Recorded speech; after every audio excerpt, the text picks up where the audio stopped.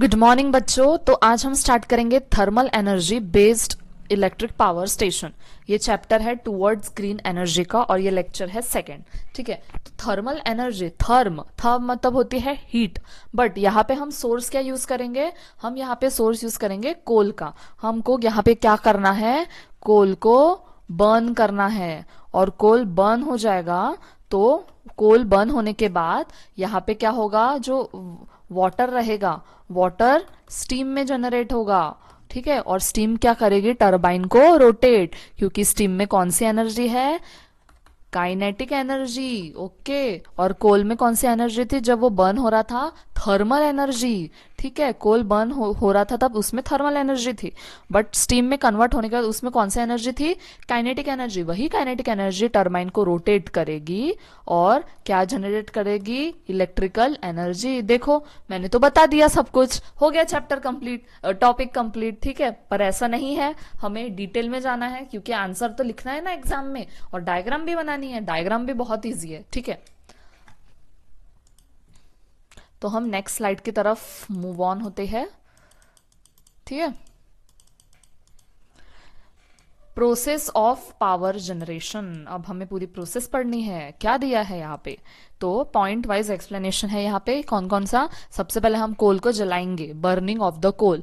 कोल को क्या कर दिया हमने? सबसे पहले बर्न किया। ठीक है, आग लगा दी कोल को।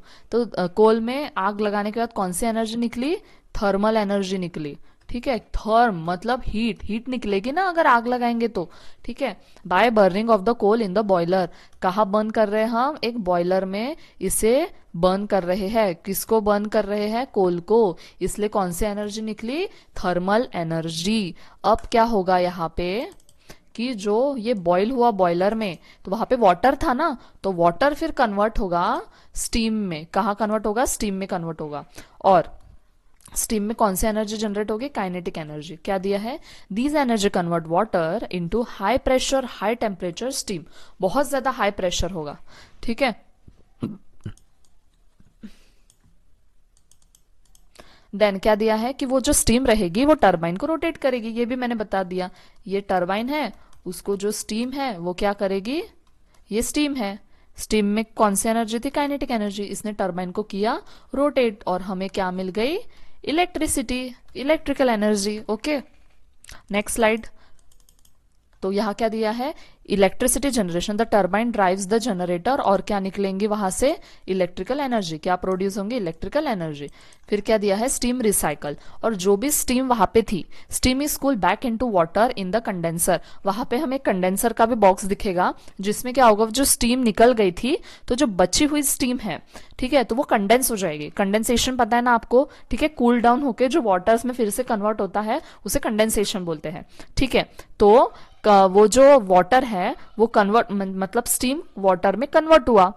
ठीक है, तो स्टीम वाटर में कन्वर्ट होने के बाद वो फिर से रिसाइकल हो जाएगी। यही बताया। मैं डायग्राम से आपको अच्छे से फिर से एक बार एक्सप्लेन करूंगी ताकि आपको कॉन्सेप्ट क्या हो जाए? Crystal clear. ओके, डायग्राम हाजिर की जाए। हो गई हाजिर। थर्मल पावर प्लांट पढ़ रहे हैं हम। ओके, तो ये है स्टैक। ठीक है, ये स्टैक है हमारा। आपको टेक्स्ट बुक में थोड़ी अलग डायग्राम दी है, ठीक है, बट कॉन्सेप्ट यही है। और आप ये भी डायग्राम बना सकते हो, आपको मार्क्स मिल जाएंगे। नहीं मिले तो आप मेरा नाम बता देना। That's a part of joke. आपको टेक्स्ट बुक की डायग्राम निकालनी है। ठीक है, तो बॉयलर में यहाँ क्या हो रहा है? जो कोल है वो बर्न हो रहा है। ठीक है, और बर्न होने के बाद वहां पे कौन सी एनर्जी थी? Thermal energy. ठीक है, यहाँ पे कोल जो है ये क्या हो रहा है? बर्न हो रहा है। और यहाँ पे वाटर भी था, इसलिए वाटर स्टीम में कन्वर्ट हो गया। अब ये स्टीम जो है, स्टीम के वजह से यहाँ पे जो टरबाइन है, ये जो टरबाइन दिख रही है आपको, ये रोटेट कर रही है, और रोटेट करने की वजह से इलेक्ट्रिकल जनरेटर में क्या जनरेट हो गई? एनर्जी, और वो सप्लाई हो गई टावर्स में।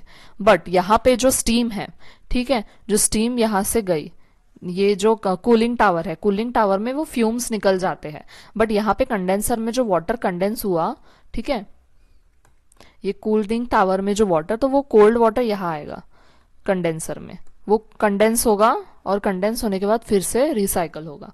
समझा? क्या है, कोल बर्न हुआ, कोल बर्न होने की वजह से थर्मल एनर्जी निकली, फिर कोल बर्न होने की वजह से वहां पे वाटर का कन्वर्जन हुआ स्टीम में, स्टीम ने रोटेट किया टरबाइन को, टरबाइन रोटेट होने की वजह से इलेक्ट्रिकल जनरेटर में इलेक्ट्रिकल एनर्जी प्रोड्यूस हुई और वो टावर में चली गई।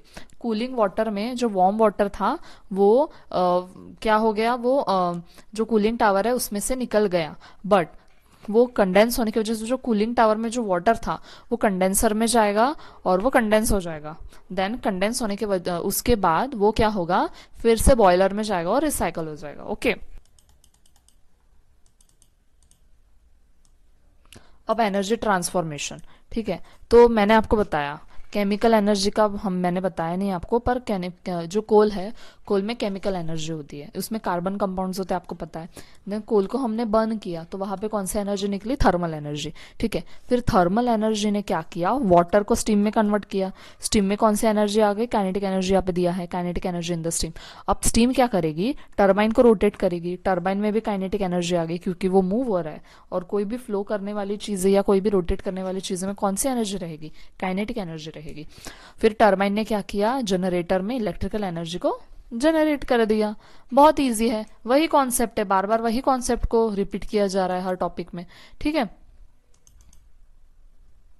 फिर क्या दिया, components of thermal power plant.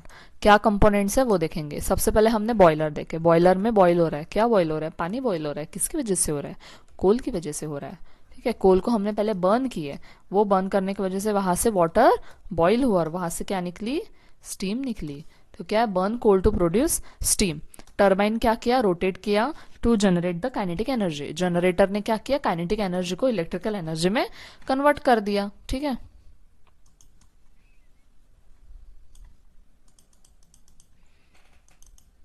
Next क्या है, कंडेंसर। कंडेंसर क्या करेगा, cool steam back into water. ठीक है, जो स्टीम थी, कूल वाटर था, उसको फिर से कन्वर्ट किया वाटर में। ठीक है, देन कूलिंग टावर क्या करता है, हीट को रिलीज करता है एटमॉस्फेयर में। ठीक है, then problems of thermal power plant. क्या प्रॉब्लम्स है, तो इसमें इश्यू क्या आता है कि एयर पॉल्यूशन होता है। ठीक है, emission of harmful gases like CO2, SO2 and NO2। Then release of soot particle, soot particle release होते हैं और इससे क्या होता है, रेस्पिरेटरी इश्यू होता है। मैं आपको होमवर्क देती हूँ, आप मुझे बताओ सूट पार्टिकल क्या होते हैं। ठीक है, देन लिमिटेड कोल रिजर्व। ठीक है, कोल ज्यादा नहीं है क्योंकि कोल क्या है, नॉन रिन्यूएबल, जिसका हम बार बार यूज नहीं कर सकते। ये ऐसी नेचुरल रिसोर्सेज है जो खत्म हो जाएगी कुछ टाइम के बाद। ठीक है, क्योंकि इसे हम नहीं बना सकते, ये नेचर ने बनाया है। ठीक है, देन क्या है, एनवायरमेंटल इम्पैक्ट। एनवायरमेंट पे इसका क्या फर्क पड़ रहा है, क्या इम्पैक्ट पड़ रहा है, तो heat releases and gas emit contribute to the global warming. Global warming मतलब क्या होता है, हमारी जो अर्थ है उसका टेम्परेचर राइज होना, उसको बोलते हैं ग्लोबल वार्मिंग। ठीक है, ग्लोब मतलब होती है अर्थ। ठीक है, तो आज हमने थर्मल पावर प्लांट देखे। आज आपको क्या करना है, थर्मल पावर प्लांट को अच्छे से रीड करना है। कोई भी डाउट आया तो कमेंट सेक्शन में आप मुझे पूछ सकते हैं। ओके, देन उसके बाद आपको नेक्स्ट टॉपिक सिर्फ रीडिंग करना है, फिर मैं नेक्स्ट टॉपिक लेके आऊंगी, तब तक आपको क्या हो जाएगा, सारी चीजें इजी हो जाएगी। तो 2 लेक्चर हो गए, 2 लेक्चर के आपको नोट्स बनाने हैं, लर्न करना है। एक्सरसाइज में अगर उससे रिलेटेड कोई क्वेश्चंस हो गए तो वो सॉल्व करो। ठीक है, टेंशन नहीं लेना है, एग्जाम आपके बहुत अच्छे जाने वाली है, क्योंकि सारे टॉपिक्स क्लियर अगर हो जाएंगे आपके तो एग्जाम भी तो ऐसे ही निकल जाएंगे ना आपके, इसलिए आपको टेंशन बिल्कुल नहीं लेना है। ठीक है, मस्त पढ़ते रहिए, बिंदास पढ़ते रहिए। ठीक है, क्योंकि अभी हमारे एग्जाम को बहुत कम टाइम बाकी है। डरना नहीं है, हमें डरना नहीं है, डरने में टाइम वेस्ट नहीं करना है, पढ़ाई में हमको टाइम अपना यूटिलाइज करना है। ठीक है, पढ़ते रहिए। Stay tune, good luck.